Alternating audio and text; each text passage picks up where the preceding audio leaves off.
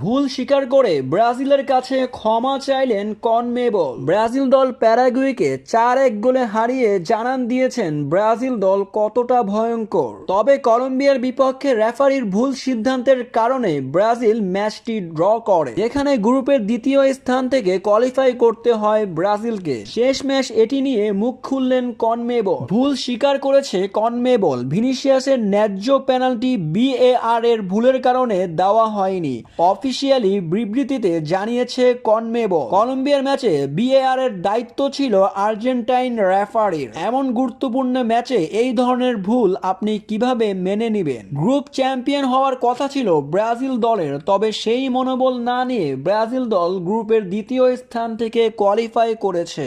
যেখানে ব্রাজিল দল ন্যায্য পেনাল্টি পাওয়ার কথা, সেখানে বিএআর আর্জেন্টাইন রেফারির ভুলের কারণে পুরো ফলাফলটাই অন্যরকম হয়ে যায়। তবে কনমেবল এ নিয়ে তাদের ভুল স্বীকার করে। এভাবেই ব্রাজিল দলকে হারিয়ে দেয় রেফারি।